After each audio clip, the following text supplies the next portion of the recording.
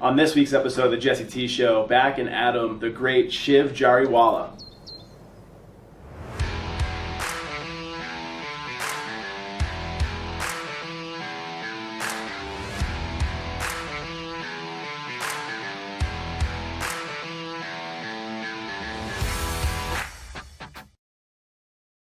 Awesome. Shiv, great to see you again. Yeah, man. Okay? It's exciting. Yeah. It's been a few months since we definitely been. last connected. It's been a hot sec. It's been a few. I know you're getting ready to graduate. And, Exactly. I graduate in a month, so. Congratulations. Yeah, I'm excited.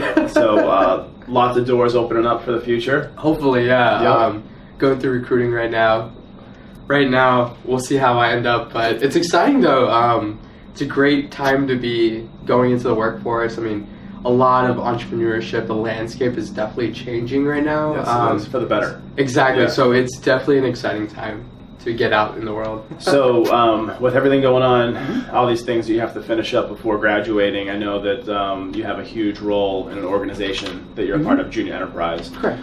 Just wanted to kind of see where you stand with that today and what that's looking like, and we'll delve into kind of the mission of Junior Enterprise and what that means for people. What is Junior Enterprise? Yeah, so essentially Junior Enterprise is a concept basically bridging the gap between education and industry, because a lot of students are getting out of college and they don't have the skills to basically do their job, and that's a lot of stuff that companies have to train the students on. So we create these student-run companies throughout the US and the world, and the idea is like they learn by doing. They're actually the CEO, they're actually the consultants, the project leaders to deliver the projects. And it's insane. I mean, we're doing projects with some very big companies as well as like local entrepreneurs. And so currently I'm the president in the United States, and then I'm also one of the global chairmen because we are a global organization. Can you say that again? It sounds like you're the president of the United States when you say that. I'm president of Junior Enterprise USA, which is the US Confederation of the movement. And then I'm also one of the chairmans, one of the three chairmans for Junior Enterprise Global. So we're in 44 countries all around the world. We're over 60,000 students at the moment. Wow. And then we're constantly growing. Like we have another, I think, 10, 15 that are developing countries. So like they're becoming self-sufficient. They have more than, I believe, 4 of these junior enterprise companies within the country. So like India, China, those are like the hottest emerging ones right now. We just voted in Argentina, for example. So yeah, we're growing right now, and it's exciting to be traveling, seeing everybody's different cultures, also providing a lot of entrepreneurial insight, giving them advice, which I would never expect for me to give to someone. Well, I think that's you being humble, because I know that you've experienced a lot Yes. in a short amount of time here on Earth, relatively. You know, Definitely. I mean, you've traveled the world, you've seen a lot of places, you've shaken a lot of hands, met a lot of people, and I think that the mission for Junior Enterprise, from what I've seen from you, is a noble one. Being able to take the youth that has aspirations to grow up in the entrepreneurial landscape, and then also other places, nonprofits and different corporations, and set them up for success is a huge value add. Yeah, So- and the exciting thing is like we're all students. So when I graduate, I will finish out my term, which is I think up until October. Okay. So as soon as October's done, I'm done with Junior Enterprise. I pass the torch on. Ready for that? Yeah, no, it's definitely time for me to step down, let someone else take on the role I've been doing, and as well as grow from that. I mean, there's huge growth opportunities in the organization we're running and the kind of the roles and positions we're in. So, I mean, the whole point of the concept is we turn over every year. So last time we talked, I was a different position. I was still part of the executive board, but we turn over every term, so every year, my bad. And then a new person takes that role on, they grow from it too. It's all about growth. It's all about development, professionally and personally. I know personally this has impacted me so much. For sure. What are some of the ways? What are some of the growth that you've seen? Definitely. It's definitely just, I traveled all around the world, mainly alone. Sure. So there's a lot of personal, I know I've definitely had cultural shocks when I went to Asia. I mean, just the business entrepreneurial world itself is very different worldwide. I know here in the US we praise upon it. It's very normalized. We hear it like left to right in the news, on CNBC and such. But in other countries, entrepreneurship is a little bit more difficult because people look at risk in a different way than we do. They don't celebrate failure. Exactly. Like we kind of do here. Like especially, I know we could talk about this, but you were in San Fran not too long ago. Yeah. And the startup community there is almost second to none. And it's on fire. And it's one of those things where they want to fail faster. Mm-hmm. Start a company, something's not working, change it, be your own mechanic, fix it. If not, fail, and then get to the next thing quicker. Whereas other countries, and we were talking about this before we started, it's almost looked down on if you fail. Yes. So that's some of the same things that you're talking about, yeah. I know in students' perspective, and this is something we are kind of changing with junior enterprise. A lot of countries are in that transition period, or at least based on what I've seen, they are taking the initiative to look at entrepreneurship in a different way, encouraging students to take the risk, kind of supporting it. But in general, like we've definitely seen, for example, in Europe and other countries, when you go to an interview, you really don't talk about, hey, I had a startup and it didn't work out. Yep. While here in the US, when you talk about that, the recruiter wants to hear that stuff. They want to hear. Yeah. Exactly. We look at it as you fail and you grow from it. Yep. While elsewhere, people look at it with a little bit more caution. Just a failure, pretty much. Exactly. Yeah. I know here we kind of glorify it. Yeah. No, I mean, it's become a lot more mainstream with I think the last 10, 15 years being an entrepreneur. At least ever since the last crash we had in 08, where people kind of said, "This is crazy right now." Yeah, this is the time. I mean, this is 11 years ago, right? And it's now or never for a lot of those people. A lot of people looked at their career path, and if they were working for somebody else and helping somebody else build their dream, some people that's great, and some people are like, you know what, maybe I want to build my dream now. Maybe I want to go on my own. This is the great linchpin that I needed to be able to say I want to go on my own. Exactly. So I think that's been huge. And I think you can touch upon this. Like the environment right now is perfect. I mean, the economy's at a high. Yep. Money's so cheap to get at the moment. Interest rates are really low, and the dollar's strong right now. So it's as of today, it's a good time to be an entrepreneur. Exactly. Yeah. The incubator is like really good right now. That's right. There's a lot of thought leaders out there that talk about they're going to see who the real founders and real entrepreneurs are when the economy goes down again. Which is it's cyclical. It's going to happen. Yeah, of course. And it's just stacking your deck for when that happens. I think, and being prepared is a huge thing. So being in this position has helped you in so many ways, and obviously you're an amazing talent as it is, being able to kind of bring a lot of acumen and skill to the role that I don't know if many people could. You've been able to take that and travel the world and see different places. A lot of people would consider bucket list trips. Yeah. Brussels or South Korea. Talk to me a little bit about those experiences and those places that you've traveled to. Definitely. So I'll start with South Korea because that was just a one-time trip. I went to Seoul. We basically made a collaboration, a partnership with another student organization there. Okay. Since we're an entire student-really run nonprofit, we only interact mostly with student-run organizations, and then other larger nonprofits, corporations as well. So that was a small student-run kind of organization there. They were advocating for entrepreneurship, and it was exciting. I mean, going there, it was like one of Korea's best school called KAIST, and it was really. That was a cultural shock for sure when I landed at that airport. What were some of the things that were different, like apparently different when you Well, for starters, I was shocked by I went to the bathroom and the toilet was like bougie. It was like talking. Was it really? Yeah, it was weird. Could you understand what it was saying? They had the English version. Okay. But I was just like so like what? So we can get in the weeds a little bit here. What were some of the commands or some of the things it was telling you while you were just if you wanted to like flush or like was it giving you prompts? Flush. We had like heated seats. Wow. I mean, it was like different. You can control the heatness. Sure. You had entertainment going on. It was very nice. Really? It was very nice. It was a surreal moment. Is this something that was kind of native to that really nice school, KAIST, or was it? This was at the airport. This was at the airport. Yeah. So when you go to the airport, you have an experience. Hartsville Jackson definitely used to get these. Man, okay, so that's a huge thing, right? Exactly. And it makes us realize there's better ways of living even around the world. Exactly. And you wouldn't think that because usually the U.S. is touted for having the best of the best. So I do see when I come back to the U.S. like infrastructure here is a lot better. Sure. Even though a lot of people say like other countries are, and maybe I'm just not as well traveled as them, but I definitely love my my U.S., Yeah. my America. Just bring over those smart toilets. Exactly. So outside of that, what were some of the other things that you saw that kind of caught your eye or changed the way you look at things when you were traveling over there? Definitely. So part of my experience in South Korea, at least, was I went to the university to participate in their conference and their case competition and such. And just the way these students think, they operate, it's interesting to see. I mean, like, here in the U.S., like, education is not looked upon as the best education in the world. But one thing I definitely value here the most that maybe not a lot of people do is the diversity in education. Sure. Meaning you get experience outside of school. Like, here, like, it's common to be involved in 3 or 4 clubs. Yep. Maybe you're involved in one club a lot more, and then you have like 1, 2 affiliated clubs. Sure. That's very common. It's like the norm here. While in other countries, like, you're basically studying. Just doing school. Exactly. It's basically you're reading from the book. Yep. You're regurgitating. It's not.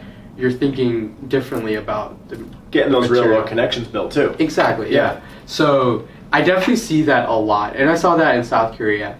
Now, culture there is very different. Sure. I mean, it's very mannered. I don't know the right word to say it, but kind of proper in a way. Exactly. Yeah. And it was different. It was exciting to see. Now, at the end of the day, everybody's a student. Sure. So even in Brussels, like, we were all students, so it's like something you can relate. Yep. But the environment was just so different. Obviously, the country looks different too. We were in Seoul and we were in Daejeon.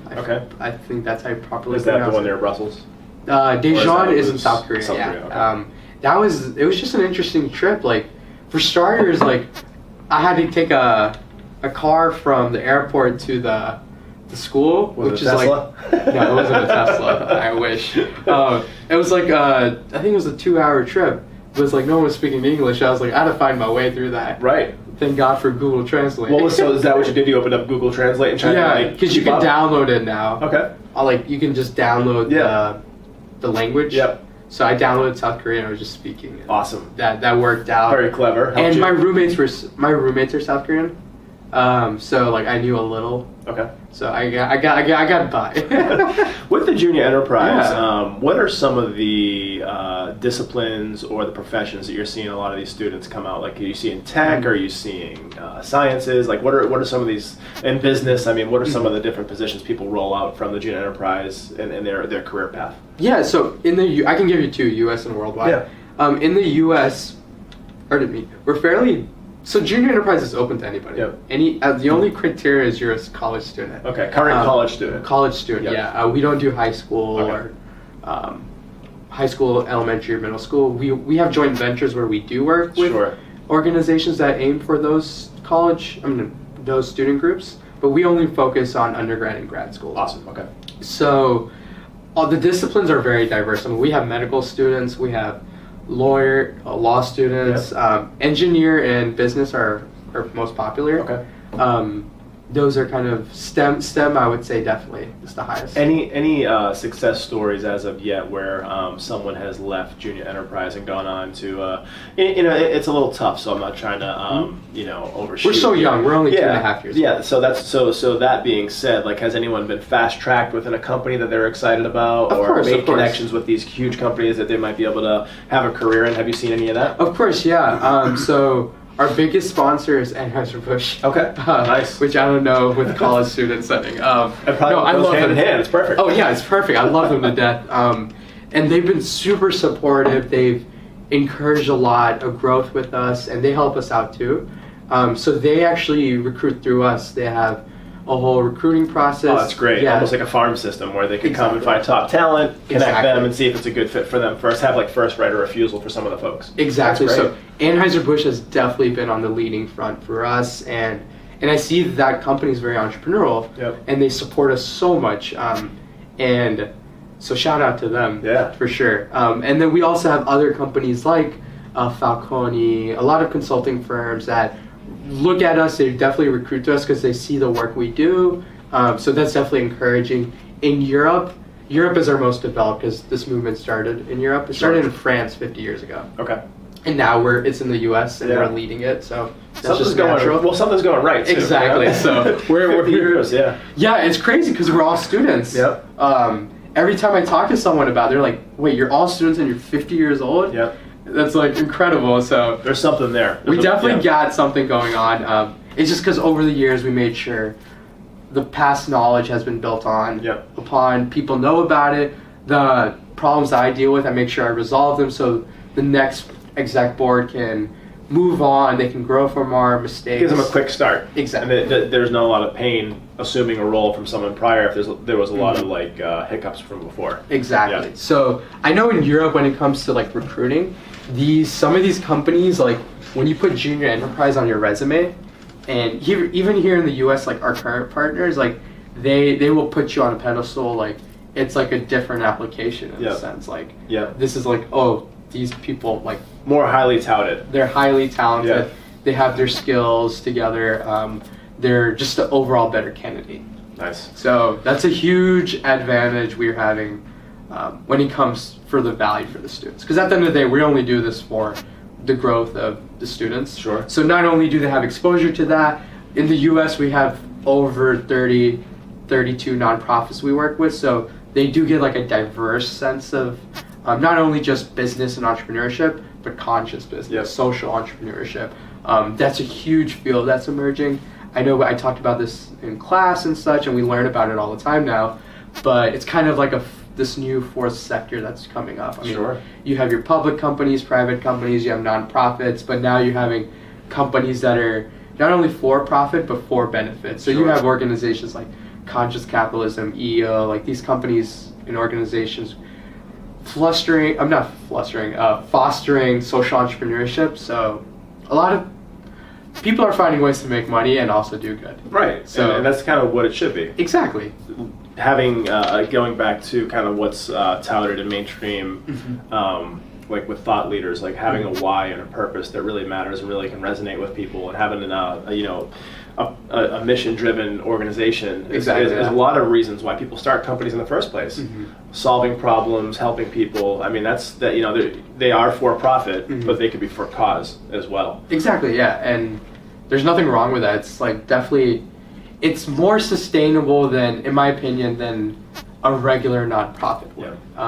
Because you have administrative costs and all that, you have your overheads, and that eats up a lot of the donations that you make. But if you have a company that you invest in, you're also making a return on, but they're also creating an impact. It's just a system that just grows and grows, and the impact just gets amplified through that. Huge. So like Patagonia is a very good example of a company that's like not only giving back, but they're also like doing sustainable sourcing and such. I mean, you have a lot of coffee companies coming up.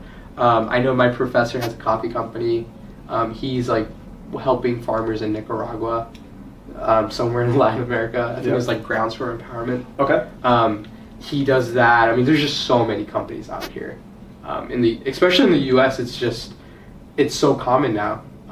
When you buy a product, you look for that. Sure. It's just something that's ingrained. And a lot of people buy for that. Exactly. You're ready to pay for the premium that is ethically and socially sourced. People want a hand in helping, is what it seems like. Now, you have some partnerships or some relationships within like youth engagement, the UN, nonprofit. Yeah. Can you speak to some of those? Yeah, so, for example, when going back to hunger and food, the Hunger Project's definitely an organization we work with. They basically help fight hunger throughout the world, so we definitely are exploring opportunities with them. We work with them very closely as well. We're trying to get more youth engagement. Okay.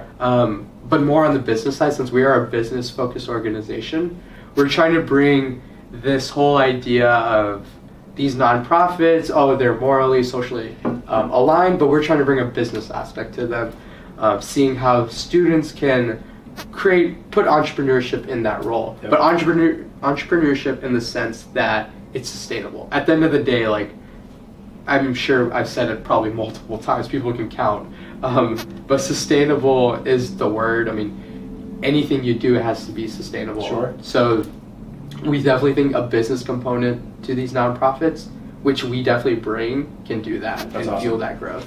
So the Hunger Project's one. I mean, we have another one that does Feel Good is a good example. They sell, basically it's student groups in different universities. They sell grilled cheese. Okay. Essentially, and the idea is all the money they make from these grilled cheese goes to nonprofits. 100% of it. 100%. Wow. So they're volunteering. Exactly. Okay. We're volunteering too. Nobody gets paid in our Okay. network. Our expenses get covered through the projects we deliver. Yeah, and partnerships maybe that fund you. Exactly. Yeah. So on the local front for junior enterprise, they deliver projects, real cash, real project delivery. All that money stays internal for the students' growth.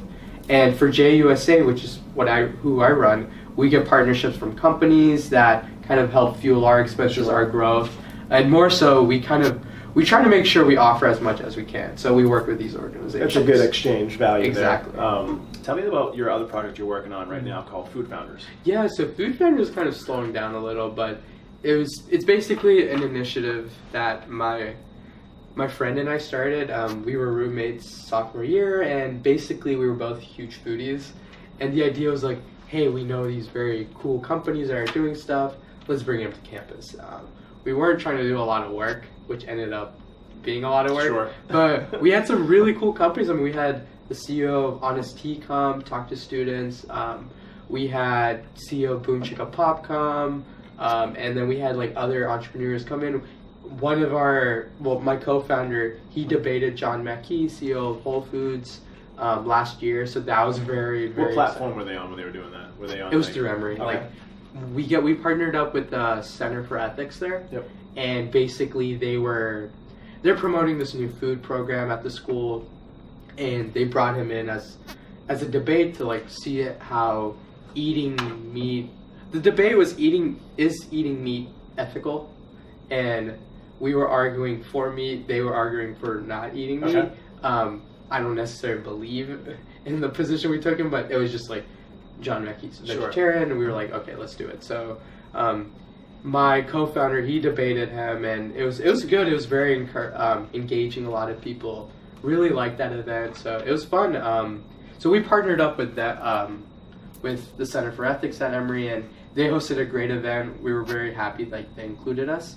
But the idea was getting involved because right now the food realm is really shifting and changing. It is. Because as you probably know, and you probably see it everywhere now, like food substitutes, alternates, basically like milk, there's so many substitutes now. And even same thing for meat. It's crazy. And the science behind it is ridiculous too. Because what used to be the norm is like, okay, when you do the substitute, you're not getting as much nutrition. Yep. Maybe it's healthier because there's not as much fat or something, but it's not as nutritious. But now it's crazy. It's like, it's not only healthier, but there's like the same amount of protein, if not more. You have acids, things like that. Exactly. So you have like, for example, these beef patties versus like these Beyond Burgers and such. Like, not only is the Beyond Burgers like healthier, less fat, but it's like just as much protein, if not more. It's healthier. It's more sustainable, like healthier for the environment. It's crazy, like this whole realm. So right now it's just, there's so many companies starting up. There's like so much change is going to happen. You said even in the Atlanta area, you've seen a lot of different places pop up. Definitely. So vegan, vegetarian, and even regular restaurants are bringing this new wave in. Like Yeah Burger has like the Impossible, the Beyond Burger. Like they definitely have their options open. I tried one at Grub Burger. Grub Burger a week or two ago. It was like a chickpea based burger. Yeah, it wasn't bad. Yeah, so there's so many options, and the thing is, even people that don't necessarily need the alternative, like regular people, now are shifting towards that. Sure. Plant-based. Well, I think there's a lot to I'm a meat eater, but I want to have as organic as possible. But also I want to try different things. Definitely. And I think that if it's healthy and if it's produced, I guess the right way, so to speak. Exactly. I'm all for trying different things. You know what I mean? Yeah. So with the different food substitutes and different options that are out there, have you found any local places that like you're super excited about, or that like they're your go-to whenever you want something to eat? Yeah. Being a foodie. So Yeah Burger is definitely one. There's so many in Atlanta, and it's crazy. Like you have a lot of, because Atlanta's growing as a food hub. Sure. There's a lot of cool places, like obviously Prague. Exactly. Prague's great. Municipal Market. Pont City Market. And then also over in Marietta, there's a new one now. There's a new I think it's Marietta Market, and it's downtown Marietta, and it's like a mini Ponce. Like it's about 20 different restaurants. There's a crepe place, there's pizza, there's lobster. I don't know how they're doing lobster down here, but they're doing lobster. It's actually pretty good.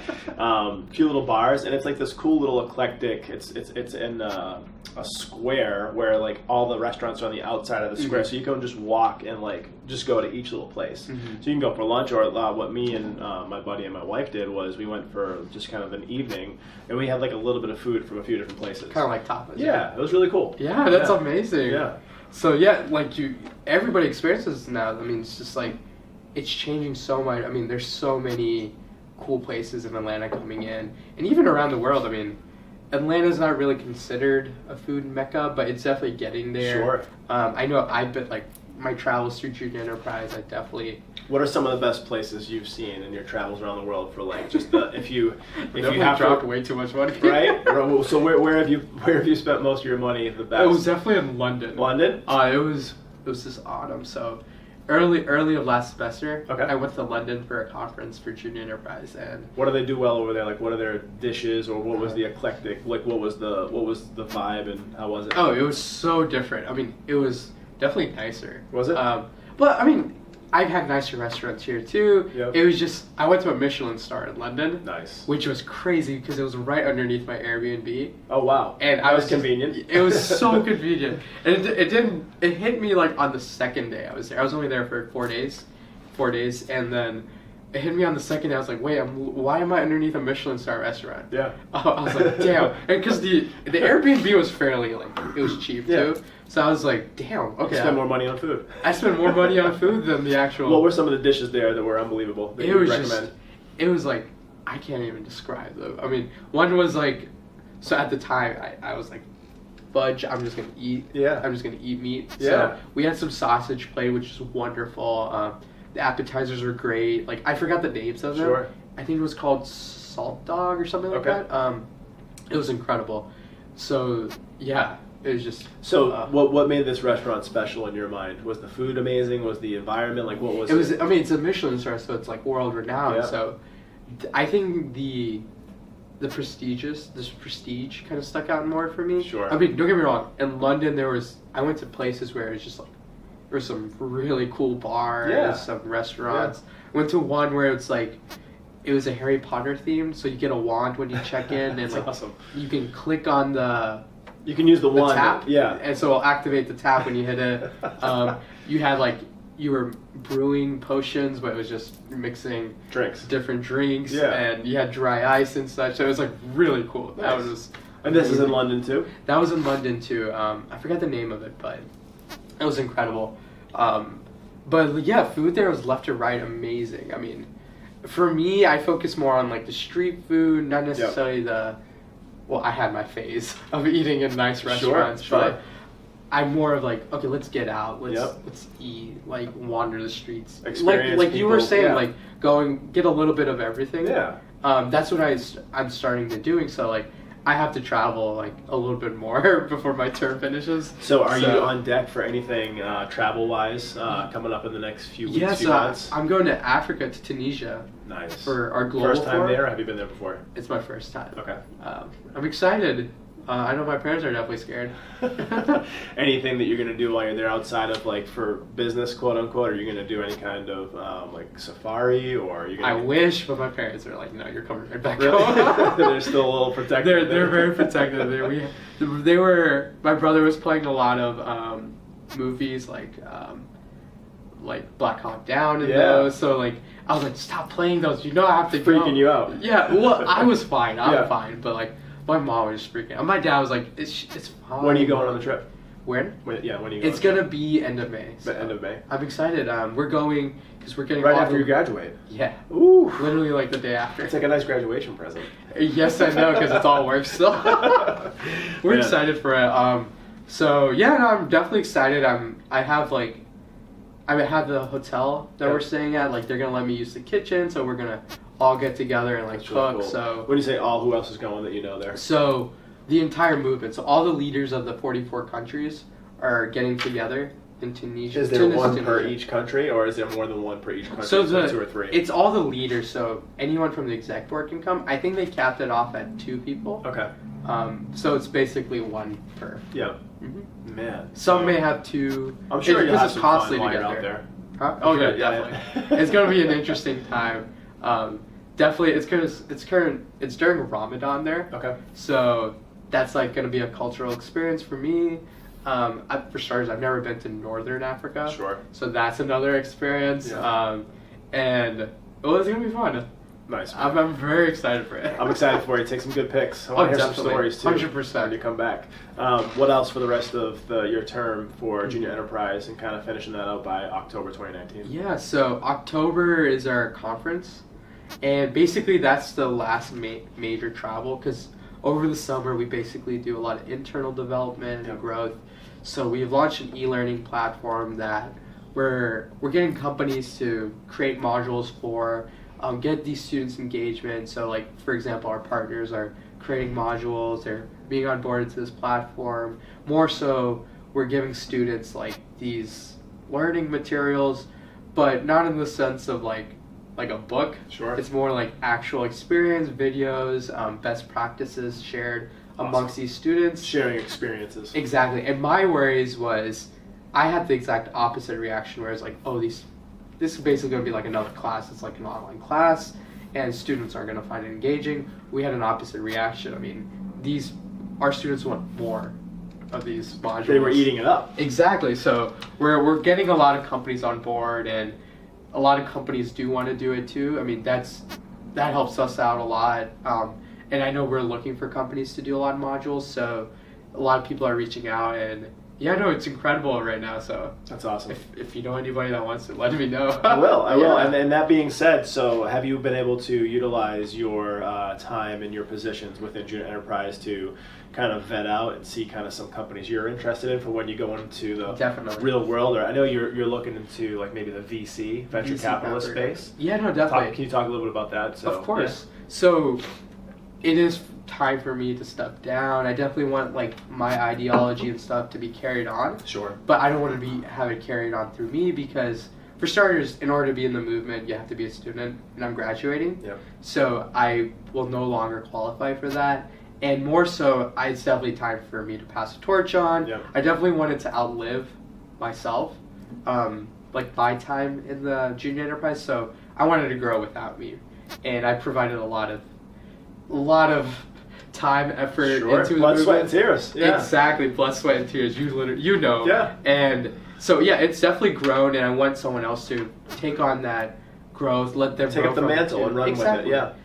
There's a lot of personal growth that I experienced, and I want someone else to experience. So that's great. Through that journey, I would say, I definitely made a lot of connections, but more so I learned more about myself. You and I have had conversation, and I remember initially I wanted to go into industry, do consulting, which I still want to do, but the company and the mindset's kind of changed for me. It's more like I'm young, I have a lot of connections, but more so I have a lot of drive and experience in this entrepreneurial world, and I've really fell in love with that. So venture capital, these younger private equities that are targeting more of these innovative companies. Sure. Venture management is another one. So I'm looking into these companies, which is tricky for an undergrad, because they look for MBAs more. But I've been getting a lot of traction through it, and kind of looking for companies that are looking for these growths, and kind of getting involved with them. Because you mentioned MBA, would you see yourself potentially extending your college? Of course. Okay. Probably after 2-3 years, I definitely want to do my MBA. Yeah. Maybe not 2-3, but I definitely do want to do it. Get out there, get some experience. Exactly, and get back to get school. that post-education. Yeah. I probably won't get into junior enterprise after that too. Could you if you wanted to though? Like if you did MBA, could you go back to? Okay. So as long as you're in college at some level, exactly. Like or at some sort of higher we have education. MBA students. Awesome. We have medical students. Okay. We have law students. So right now it's 500 people in the United States. Okay. They're part of it. They're part of it, and this is only in 2.5 years, which is incredible. Sure. We're about to hit our 3-year anniversary mark, and half of them are actually graduate students. So PhD. So it gives someone another master's. chance to continue on the program, which is great. Course. So we're actually the youngest in the world. Because we have most of these age group wise in Europe, they're like a little older. Like you have 25-year-olds, 26-year-olds. Yep. Even in Brazil, like 27-year-olds still involved. While here in the U.S., you're like 18, 19, 20. It's a little bit different. Exactly. It speaks to being a little bit more brash or ready to go into the entrepreneurial landscape. And I mean, Americans are definitely, and I love it. Like, I was born and raised in North Carolina, and just like, I love it. Like the vibe here, the culture here, it's definitely progressing. I've seen a lot of the bureaucracy. I mean, I've gone to the UN, the EU, and such. I mean, I've seen the bureaucracy, and I definitely know here in the U.S., like, we move very rapidly with the problem. And we find very creative solutions to problems. So it's good to be able to experience that. Exactly. And grow with that. Exactly. So is there anything that you want to leave behind? Any words of wisdom for people that may want to get into the Junior Enterprise program, or maybe come in and be a leader within the program? And how can they learn more about it, and we'll connect with you? Of course. Yeah. So, I mean, I'm sure you'll have my information. I have an open door policy. So even within my team and the global team, if we can call and talk, I'm more than happy to. So that's definitely like something a lot of people don't value. It's more like we're so shrouded by messaging, and I'm saying this as a millennial too. Sure. Like text messaging, was it Slack now, email. Like a lot of people don't take the call that would take a 30-minute messaging series versus a 5-minute phone call. Yep. And in that it's a lost start. It is. It's a lost start. Yep. And I think that's something like I get from like talking with you, my parents, just seeing how like a lot of old timers work. Yep. I'm not saying you're old. I get it. I'm actually still technically a millennial, believe it or not. Yeah, you're 21. Yeah. I'm on the cusp. You ran a marathon. Yeah, I did. Heck yeah. Close to it, yeah. But I think there's definitely values that you guys have definitely had and have made you guys where you are. Sure. And that's something that we're losing touch in. Maybe it's not the most efficient, but it's definitely a personal touch, I believe. It's a tool to have. If you get a call on it, it's there. Exactly. Versus not having it. Yeah. So I definitely believe in in-person meetings. Call your team. Make sure you have definitely weekly meetings and such, face-to-face, not via not just audio, but make sure there's a video conference. So if you're a parent or a student, what he's saying is give him a call or connect with him. Exactly. And then how's the best way to do that? Do you have an Instagram handle? Do you have a Facebook handle? Any kind of social media where they can connect with you DM wise, or any email they can reach out to you? Yeah. I'll definitely share that with you. But Facebook as well as Instagram as well. I mean, my email I'll share with you. So that's definitely. You can definitely email me. Awesome. I'll send you a Calendly too, so people can connect. Yeah, no, definitely. It's definitely a way. Connecting and communication is the biggest factors I think affect your success. Your network is your net worth. Network and net worth. Yep. Net worth. Because we've had a lot of turnover in junior enterprise too, in the sense of a lot of people cannot keep up with our fast pace. Sure, it's demanding. It's still college. You're still trying to get your studies in, have some sort of a social life. Exactly. Yeah. So the people that do make it are very special in the sense of they may not be the smartest. I'm definitely not that smart. But it shows your commitment that you can follow through. Commitment, be part of a team. Absolutely. Your problem-solving skills. You're definitely an entrepreneur if you stick with the movement. And go through it. That's awesome. But yeah, no, it's definitely a lost art. I see a lot of people struggling with it. A lot of miscommunication comes out. People just, I don't know. It's a great time for practice too. You get in front of these people that are, business owners or project managers or people that they can learn from and have those experiences. Exactly. Like you said, the students found the most value from instead of having a book, they have modules or they have people's experiences to draw upon. Exactly. So I think that's huge. So keep up the good work. Definitely. We had a lot of entrepreneurs come out the movement. So yeah, we're excited. It's exciting to see what happens, and I'm excited to see what happens in your career. Definitely. And how you progress, and maybe that's in the VC world. It's always a pleasure, Shiv. Thank you so much for your time. Man. He's Shiv Jariwala. I'm Jesse T. Please catch us on the next episode of the Jesse T Show. Take care.